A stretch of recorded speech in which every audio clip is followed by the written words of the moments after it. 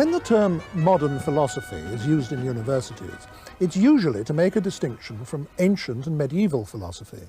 So it doesn't mean just the philosophy of our own day here in the 20th century. It means the philosophy of the last 4 centuries. In fact, there's one man who is generally, and I think rightly, regarded as the inaugurator of modern philosophy, the Frenchman Descartes.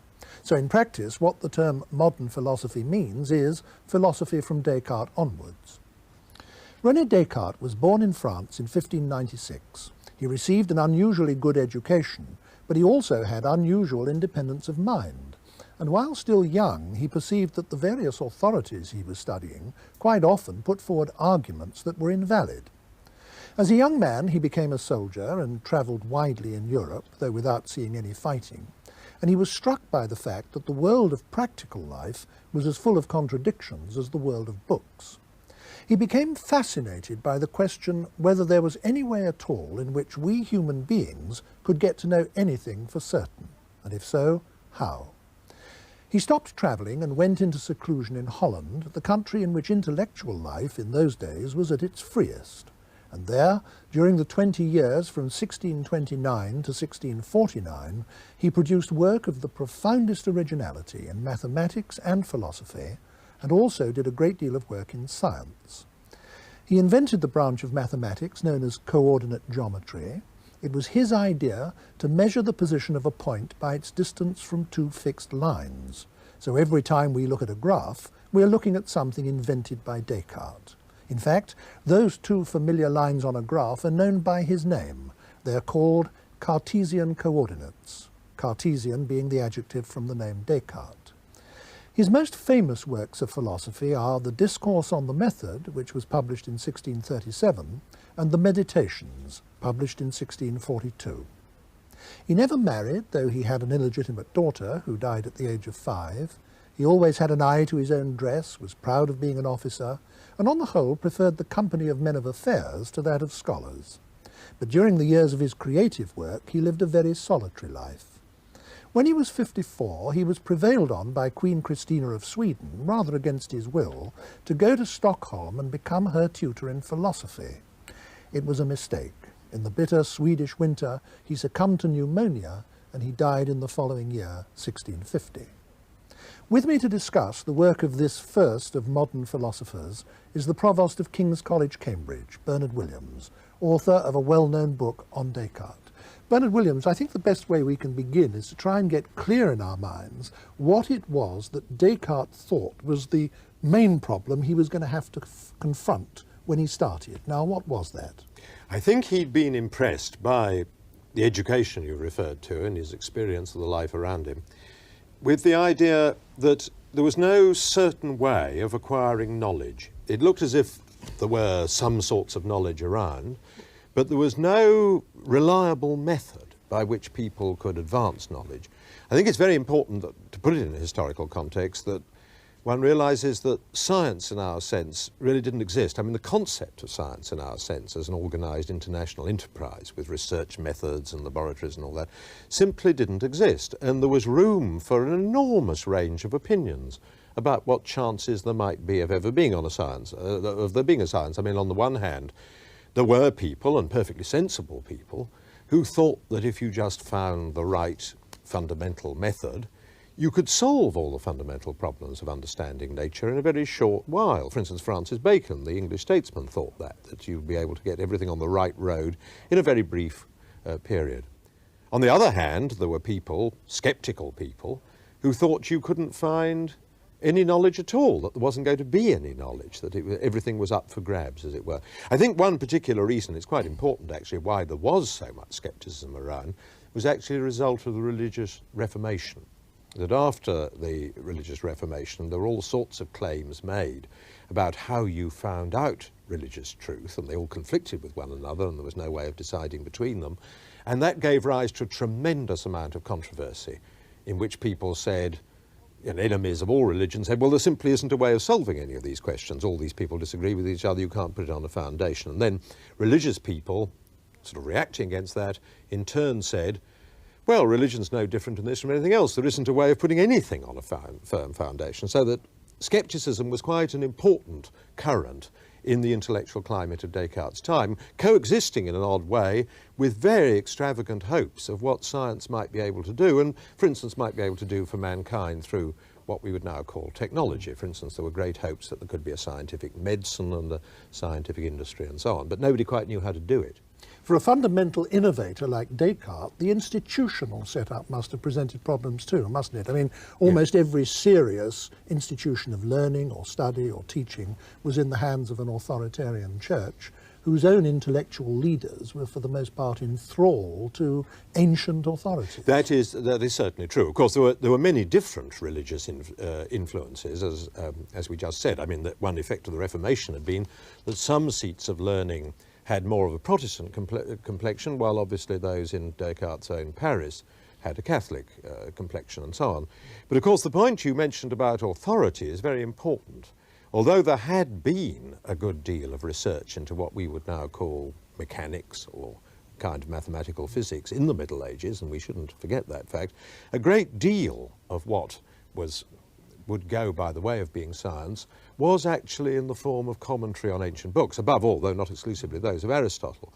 And one thing that Descartes and others of his generation absolutely knew was that historical authority was not the same thing as it were, first-order research or inquiry. So in other words, what one can say is that Descartes, in starting out on his famous search for certain knowledge, was really looking for a way of moving forward from the situation that you've just outlined. I mean, he was looking for a research program, as we might say in modern parlance, and prior to that, a research method. Yes, I think that's perfectly correct description of the situation. And it's very important as one further fact which conditions all of his work and which one finds as a thread through it, was that science was not conceived as a shared or joint or organised enterprise as it is now. For us, it's just taken for granted that science means scientists.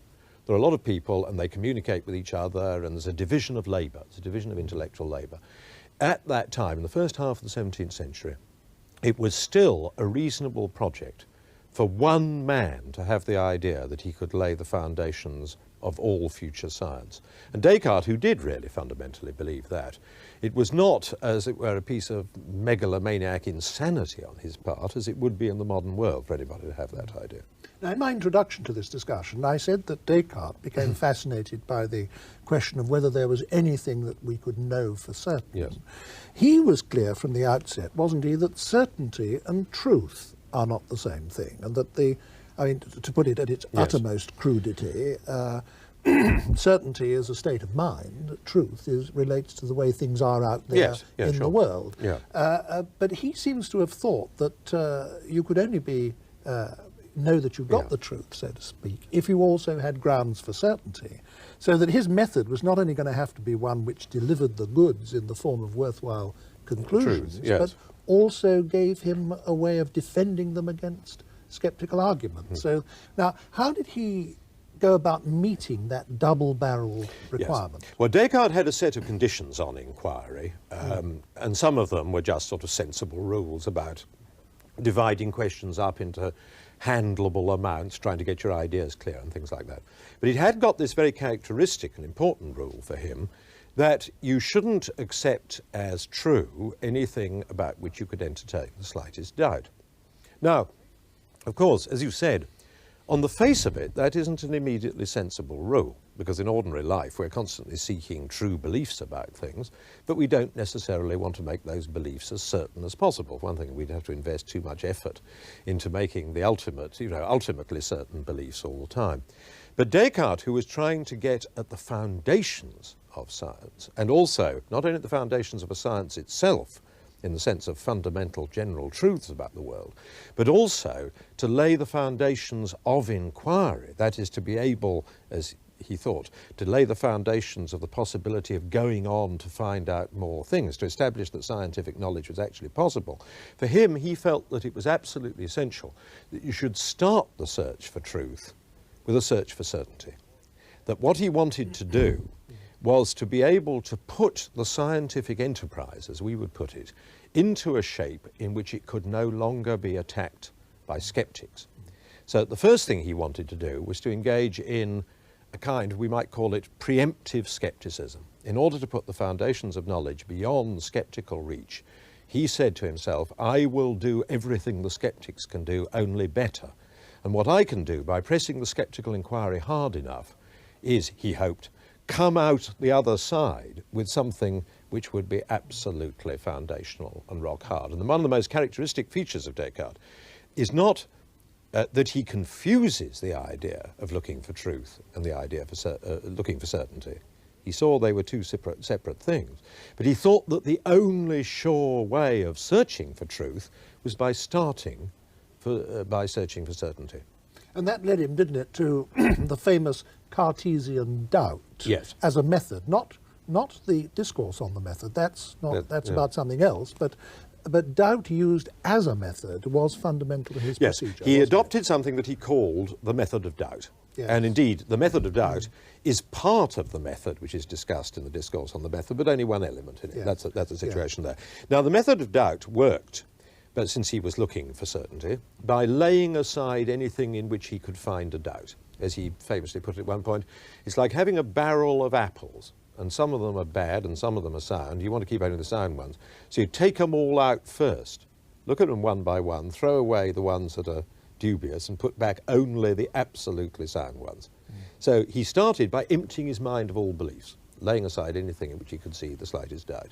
And the way he did that was really in three stages. He started by laying aside things which just on ordinary commonsensical grounds you might possibly find doubtful. For instance, he reminded himself of such well-known facts as sticks can look bent in water, or, you know, things can look curious colours to you if you have defects of eyesight, and so on, the obvious thing.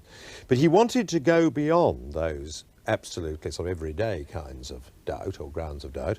And the next step he took was to entertain the idea that perhaps we could doubt that we were really awake and seeing things around us as we ordinarily suppose. For instance, he just entertained the following thought.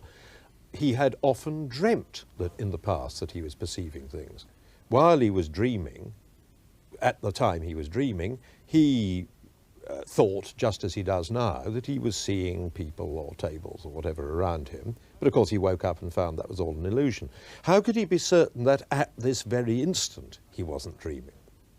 Well, that's an unnerving kind of sceptical consideration. It had been used by skeptics before, but he gave it an orderly and settled place in his inquiry. Now, of course, the dream doubt, the doubt based on the dream, does depend upon knowing something. It depends upon knowing that in the past you've sometimes woken up and found you were dreaming. Yeah. I mean, it depends on the idea that you know something about the world. For instance, that sometimes you sleep, sometimes you wake, sometimes you dream, and so on. He then took another step. He said, I will go to the most extreme doubt possible. I will imagine the idea of a malign spirit, a sort of evil spirit, a malicious demon, as it's sometimes called in the literature, whose sole intent is to deceive me as much as he can. And then I put myself the following question. Suppose there were such a spirit, is there anything he couldn't mislead me about? And this is, of course, a pure thought experiment. It's an abstract thought experiment. We must emphasize that Descartes never meant this philosophical doubt to be a tool for everyday living. He makes that point over and over again. The method of doubt, and particularly the fantasy or model of the evil spirit, is used only as a form of intellectual critique in order to winnow out his beliefs and see whether some are more certain than others. And of course, the ultimate purpose for his long-range strategy of winnowing away everything that he can possibly, in any imaginable circumstances, doubt, is to find rock-hard, indubitable propositions which can then function as the premises for arguments. Isn't that so? Well, there's two things. I mean, he certainly wants to find rock-hard, indubitable propositions. That's to say that propositions which, in some sense, which of course requires bit of inquiry into what exactly is, cannot be doubted, which in some sense cannot be doubted, which will resist the doubt. He wants them in part as premises of arguments. He also wants them in some rather more general role as to provide a kind of background which will validate the methods of inquiry I was referring to before, and we perhaps can say something about how that works, yes. But now, after peeling away all imaginably doubtable propositions, what are the utterly indubitable ones that he finally arrived Well, at? the famous thing that he arrived at, what some French commentators call the turning point of the doubt, that's where the doubt has got to the end and it does a U-turn, and he starts coming back again, constructing knowledge again. The point at which it stopped was the reflection that he was himself engaged in thinking. As he said, the malicious demon can deceive me as he will. He can never deceive me in this respect, namely to make me believe that I am thinking when I am not. Because if I have a false thought, well, that's a thought. So in order to have a deceived thought, I've got to have a thought, so it must be true that I'm thinking. And from that, Descartes drew another conclusion, or at least he immediately associated with that another fundamental truth, namely that he existed. And so his fundamental first proposition, or two propositions really, was, I am thinking, therefore I exist, or cogito ergo sum in the Latin formulation, or as it's often called, the cogito. That's that proposition. It's worth making the point that he himself made it clear that by thinking, he didn't just mean conceptual thought. No. He meant all forms of conscious awareness Experience. whatsoever. Absolutely right. Experience, feelings, etc., etc. Cogito, in this Latin formulation, equally for Descartes' French formulations, means all sorts of things like perceptions and pains and so on, not just... So it wouldn't be unfair to say that what he was saying was, I am consciously aware, therefore I know that I must exist. That's right. Yes, Yes. that's it. He does actually, in the great work called The Meditations, in which this is most carefully and elaborately set out, he does actually show a great deal of finesse in pushing the boundaries of the cogito forward step by step through various kinds of mental experience, but the sum of what he gets to is exactly that. Yes. But now, in the process of peeling away everything that can possibly be doubted in order to arrive at these fundamental, indubitable propositions, he himself has shown that from these fundamental propositions, nothing follows. That although I am consciously aware, I may draw all sorts of false inferences about, for example, the external world or whatever it might be, from whatever the deliverances of my own consciousness are. So I'm conscious only, I mean, I can be sure only of the fact that I am having whatever immediate experience it is I am having. I can't be absolutely certain of any inference I may make from that. Well, it depends on what sort of inference it is. What he thought was that the mere fact that I have the experience, as it were, of being confronted with this table, for instance, doesn't guarantee the existence of that table. I mean, that was got rid of even at the dream state of the doubt, and of course it's even more got rid of by our friend the malicious demon, who has made it, I might just have this experience and nothing actually be there. So I can't immediately infer from my experience. What Descartes tries to do is to construct now a set of considerations which will enable him to put the world back. Though it has to be said straight away that the form in which the world is put back is rather different from that of common sense. We don't just, as it were, having moved all the furniture out of the attic in the course of the doubt, stuff it all back again in a totally unreconstructed form. We have a different view of the world when we reconstitute it than we did in our everyday common sense experience. And incidentally, we'll come to how he does that, but it's a very important fact about the method of doubt that that is so. It's extremely important because sometimes people talk about Descartes' doubt as if all he did, he had a kind of gratuitous doubt and then sort of put the whole world back again afterwards. But it's very important that not only does he put it back for very special reasons, but that what he puts back has actually been subtly modified by an intellectual critique of how we can know things. Yes. But now how he puts it back is the question. I was going to say, the point that I'm concerned to get at now is that he seems, in arriving at his indubitable propositions, to have painted himself into a corner. Yes. Because he's given himself indubitable propositions, which he himself has shown at a previous stage of the inquiry can't be used to infer any certain truths about the existence of anything outside myself. Well, all he's seen at the earlier stage of the proceedings is that the most obvious way of inferring the world from them isn't valid. He's now going to give you a way which he claims is. Now, of course, some people think that this actually is a bit of a conjuring trick and that he actually tries to get himself out of the corner into which he's painted by the well-known hero of the thriller novel. You know, likely he threw off his bonds. But, I mean, this is how it works. Now, having, as you rightly say, got to the point at which it is only the contents of his consciousness which he is acquainted with. There's nothing else available to him. It's obvious if he's going to put the world back, he's got to do it entirely out of the contents of his consciousness. So he's got to find something in the contents of his consciousness which leads outside himself. And he claims that what this is the idea of God. He discovers among the contents of his consciousness the conception of God. And he argues that this is unique among all the ideas that he has, among all the things that are in his mind. This alone is such that the mere fact that he has this idea proves that there is really something corresponding to it. That is to say, there really is a God. That's a very difficult one for many modern readers to swallow, Yes. isn't it? Of course. In fact, he has two different arguments, both of which he uses in the Meditations for doing this. One is an old medieval argument called the ontological argument, which is, I think, perhaps we needn't spend time on. That is a kind of logical puzzle, I think, a metaphysical puzzle, but it's much less characteristic of Descartes. The one that's really characteristic of Descartes is the argument which says, I have this idea in my mind, but I see an absolutely intuitive necessary principle, which is the lesser cannot give rise to the greater. The lesser cannot be the cause of the greater. Now, my idea of God is the idea of an infinite thing. And although it's only an idea in itself, it's nevertheless the idea of an infinite thing. It involves the idea that I can conceive an infinite being. But no finite creature, as I know myself to be, could possibly have given rise to such an idea, the idea of an infinite being. It could only have been implanted in me by God himself, as he memorably puts it at one point, as the mark of the maker on his work. God, as it were, signed me by leaving in this infinite idea of God himself. When I reflect that the lesser cannot give rise to the greater in this way, I realize that since I have this idea of God, it can only be because there actually is a God who has created me.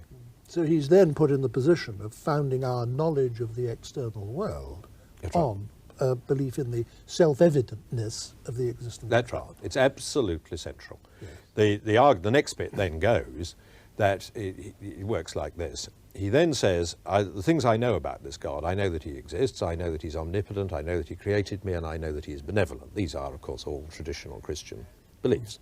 And because God created me and is benevolent, he is concerned as much with my intellectual welfare as with my moral welfare.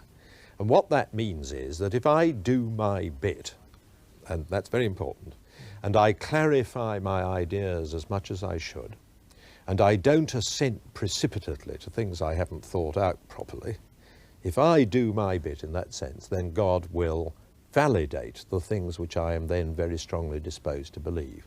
Now, I find that however much criticism I make of my ideas, however carefully I think out what is involved in my beliefs about the physical world and all that kind of thing, although I can suspend judgment in the doubt, I wouldn't have got to this point if I couldn't, although I can suspend judgment in this doubt, I do have a very strong tendency to believe that there is a material world there.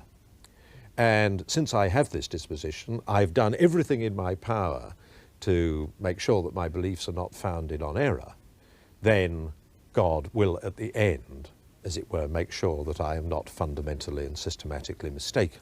That is, there is such a world.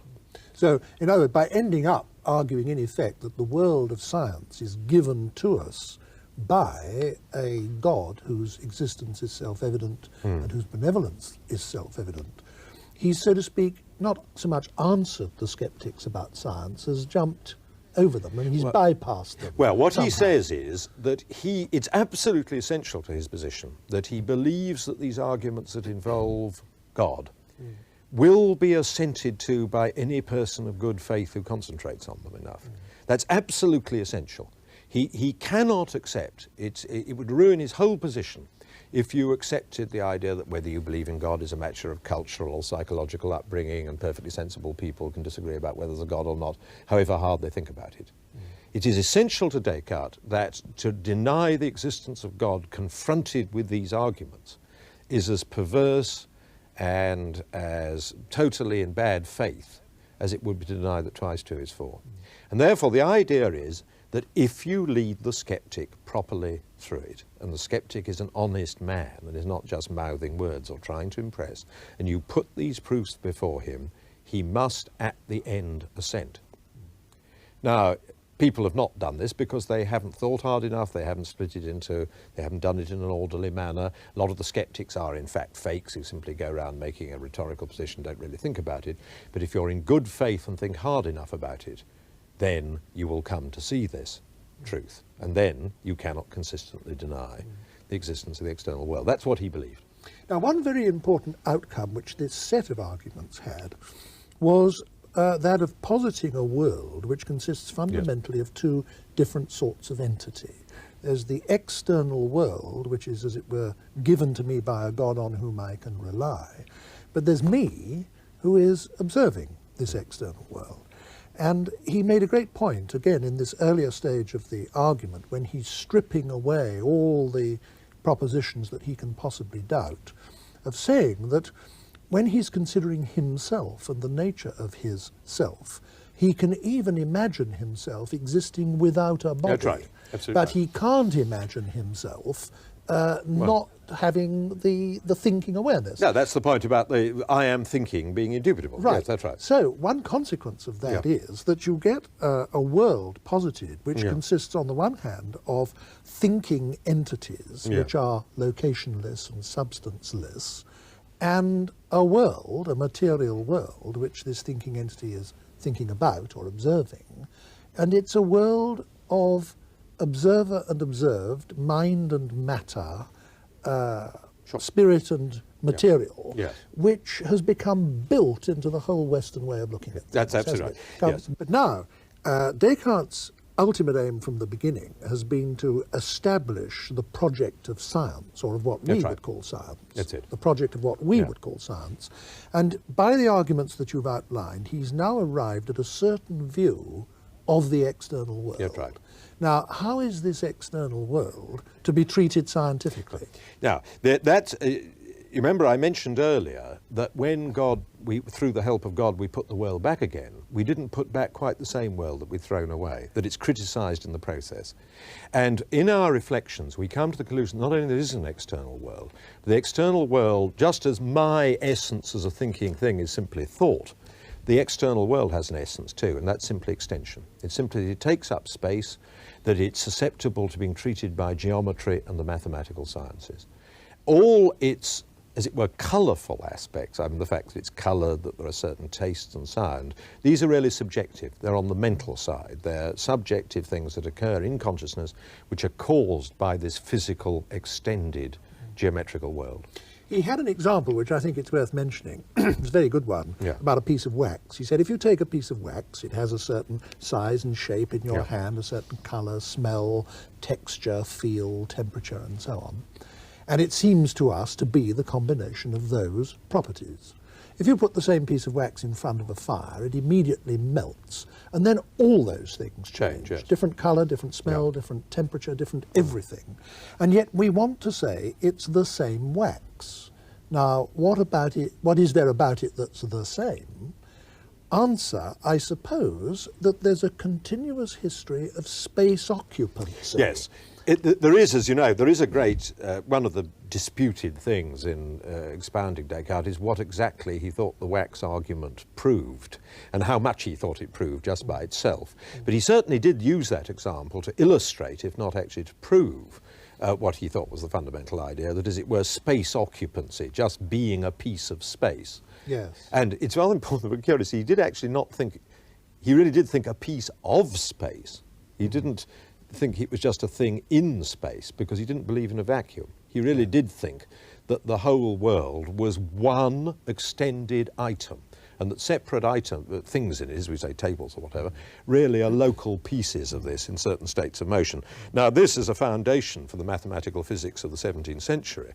In its own terms, didn't come off. I mean, eventually it was going to be replaced by the classical physics and dynamics of Newton, which had a different conception of a mathematical world. But it did a tremendous amount to establish the notion of a physical world which is fundamentally of a mathematical character and permits mathematical physics to be done.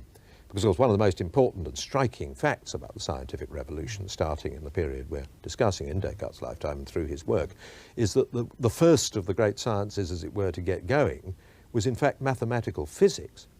chemistry, the things that deal with sorts of things in their much more that kind of detail, is of course much more a product of the 18th and 19th century, and not of the 17th century. But wouldn't it be fair to say that Descartes, in his time, did more to launch the possibility of science and to, as it were, sell science to the educated public than anyone else? Yes, I should have thought that was probably true. I mean, the figure who was also enormously famous, and whose, as a matter of fact, whose actual physics is nearer to classical physics as it came out in the end, is actually Galileo rather than Descartes. But of course, Galileo was more notorious, perhaps, than respectable, because he was tried and condemned by the Inquisition and so on. Yes, I mean, Descartes' intellectual influence in this respect was simply enormous, even though the details of his physics were eventually to be in good part repudiated. Yes. Now, up to this point in the argument, what Descartes has shown, Descartes hasn't, as it were, provided us with any physics. No. What he's shown is that a mathematically based physics is possible yes. and is applicable right. to the real world. Yes. Can you expand on that distinction a little? Yes, absolutely.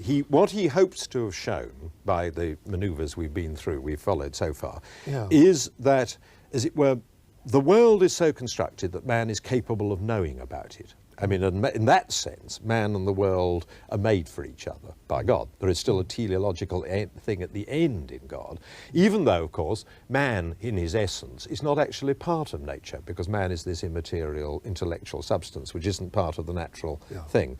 Man is not part of nature in that sense, but he is, as it were, his intellection is quite well adjusted to it. And that means we can conduct a mathematical physics above all. Now, Descartes thought that some of the fundamental principles of physics could themselves be known by what we would call philosophical reflection. He thought in particular we could know by such reflection that every physics had to have a conservation law. There had to be something that was conserved. We talk about the conservation of energy, the conservation of force, and so on. Descartes... The indestructibility of matter, yes, as it used to be. As it used to be thought, but of course now we know the equivalence of matter and energy, so exactly. through atomic reactions and so on. Now, Descartes actually picked on the quantity that was conserved, something which wasn't what was conserved, and indeed, in terms of classical physics, later, is not even well defined. But the idea was there, and that was a priori. It was to be known by reflection. Further details of the laws of physics he thought required investigation, and in particular how the world was actually laid out, how different patterns of motion were to be found in it, he thought was a matter for experimental inquiry.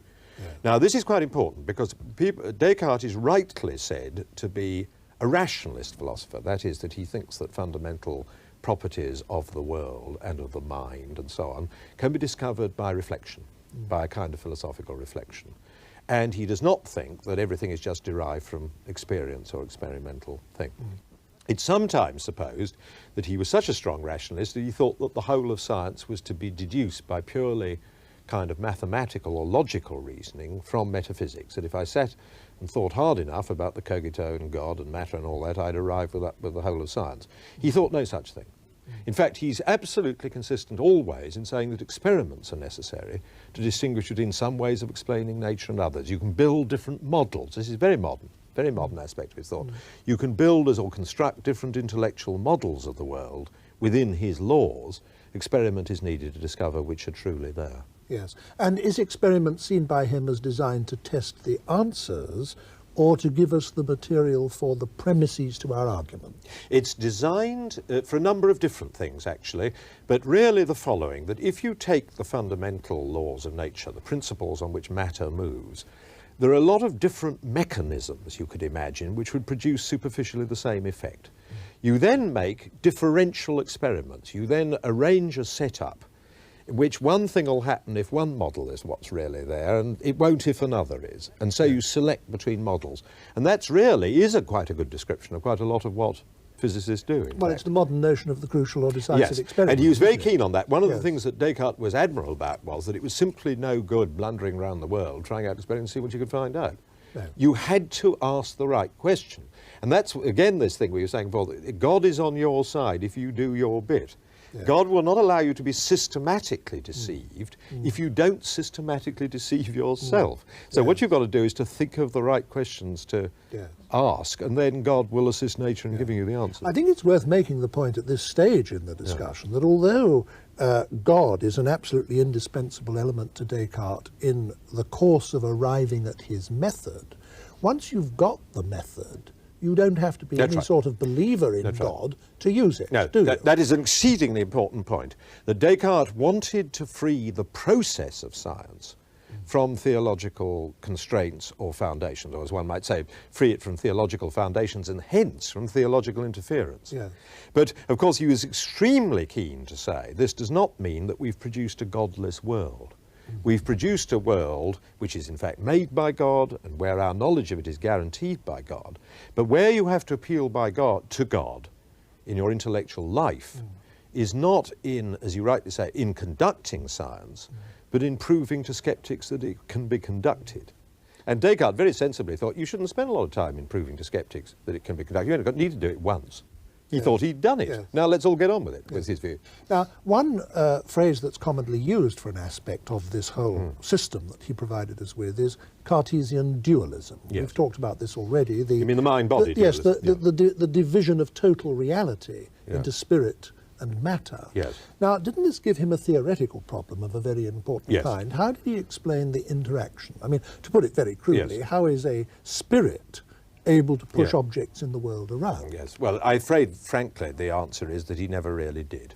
I mean, Leibniz, somewhat scornfully, said on this subject, the interaction, he said, Monsieur Descartes seems to have given up the game so far as we can see. He did have a theory in a late work, just before he went to Sweden. He wrote a book in which he did curiously try to localize the interaction between mind and body in the pineal gland, which is a body at the base of the brain. But, of course, it barely even makes sense. I mean, the idea that this purely sort of abstract, non-material item, something which is almost, though not quite, as it were, the category of a number, could induce a change in the physical world by redirecting certain animal spirits, which is what he believed, is so difficult to conceive, even in sort of abstract principle, that it was a kind of scandal for everybody. I mean, a lot of the philosophy of the 17th century, and indeed subsequently actually, addressed itself to trying to find some more adequate representation of the relation of mind and body than Descartes actually left us with. Nevertheless, some form of Cartesian dualism, of distinction between Yeah. observer and observed, subject and object, got into Western thought for something like 400 years. Well, didn't I it? think the distinction between subject and object, knower and known, is a distinction which is simply impossible for us to do without. I mean, there are indeed philosophical systems that constantly try to say that we simply have no conception of the known independently of the knower. Yeah. We make up the whole world and so on. But of course, the trouble about that is that it's very difficult, complete idealism, the idea that everything's there is really a product of our minds, is, to put it a little simply, quite difficult to believe. And we all do, and certainly all science does, depend very much on a dualism between the knower and the known, a world which we can know independently of our process of knowing it. What I think very few people now assent to is the absolute dualism between a completely pure mind and the body. The knower has to be seen as, indeed, of course, it was in philosophy earlier than Descartes, for instance, by St. Thomas or by Aristotle. The knower has to be seen as an essentially embodied creature, him or herself, as it were. I mean, Yes. Yes. and not just as a kind of pure soul. Yes. What would you say its main influence on Western philosophy has been? I mean, Descartes' influence has Yes. been simply immense, Yes. and still is. Well, if we summarise it in one thing, it is that Descartes, and almost Descartes alone, who brought it about, that the centre of Western philosophy for all these centuries has been the theory of knowledge. The idea that philosophy starts from the question, what can I know? Not from the question, just what is there? Yeah. Or how is the world, but what can I know? And not just what can I know, but what can I know? That is, that it starts from a first personal egocentric question. And it is very important for the structure of Descartes' system. I mentioned right at the beginning that it was possible in his time to think that perhaps science could even essentially be done by one person. But even if you lay that historical context aside, it is a very important part of his enterprise that it is autobiographical. It's no accident that his two great works, The Discourse on the Method and above all the Meditations, are written in the first person. They are works of philosophical self-inquiry. And this first personal and epistemological aspect, that is, an aspect concerned with the theory of knowledge, has been the overwhelming influence of Descartes. Now, given that all the things are wrong with the philosophy that we've touched on, and of course there are more than we have touched on, of course. and given that the central concern of philosophy has now moved away from the problem of knowledge, which was made central by Descartes, why is the study of Descartes now as valuable to us as it is? I mean, if I may put this problem this question in a personal way, you, Bernard Williams, you spent, as far as I know, almost 20 years of your life working on a book on Descartes. You must have thought this enormous investment of yourself and your life was worth it. Why? I think for two reasons. I mean, let's lay aside the purely case of historical understanding, the role that Descartes has played in getting us into our present situation, where I think that just to know what he said in a little bit of detail is very important, simply to understand who we are and where we've come from. But the reason why I think that this book, when I say this book, above all, I mean the particular book called The Meditations, is a book that one very much, if one's interested in philosophy, wants to read now, is because the path it follows, the path of asking, what do I know, what can I doubt, and so on, is presented in an almost irresistible way. And the point is, it's not an accident that this emphasis in philosophy has been so overwhelmingly important. It isn't that Descartes, just because he was a dazzling stylist or something of that kind, could kind of perform a long-distance mesmerism on the mind of Europe. That isn't the reason. The reason is because he discovered something which is intrinsically compelling. That is, the idea that I can ask myself, well, I have all these beliefs, but how could I get round behind my beliefs to see if they're really true? How could I stand back from my beliefs to see which of them are prejudices, how much room for there is in scepticism? These are really compelling questions, and it needs an enormous amount of philosophical imagination and work to get oneself out of this very natural pattern of reflection. And another very related question, which comes before you very dramatically in this extraordinarily written book, is not just what can I know, but as we discovered already in the cogito, what am I? We can imagine ourselves, we have this power of imaginative extraction from our actual circumstances. We can imagine ourselves looking out on the world from a different body. We can imagine looking into a mirror and seeing a different face. And what's important, looking into a mirror, seeing a different face and not being surprised. And this gives us the idea, a very, very powerful idea, that I am independent of the body and the past that I have. And that is an absolutely foundational experience of the Cartesian idea, that I am somehow independent of all these materials. The Cartesian dualism, though once you look at it, as it were, sideways as a theory, it's immensely difficult to believe for the reasons that we've touched on. It also has the fact that it's almost impossible to resist if you go at it through a certain set of reflections. And I think the set of reflections that Descartes, with unexampled clarity and force, lay before you to lead you down that path, as I think mistaken path, are so not only powerful in themselves, but as it were near to the bone, that it is a prime philosophical task to try and arrive at an understanding of oneself, one's imagination, one's conception of what one might be, that one would free one of that dualistic model. Thank you very much.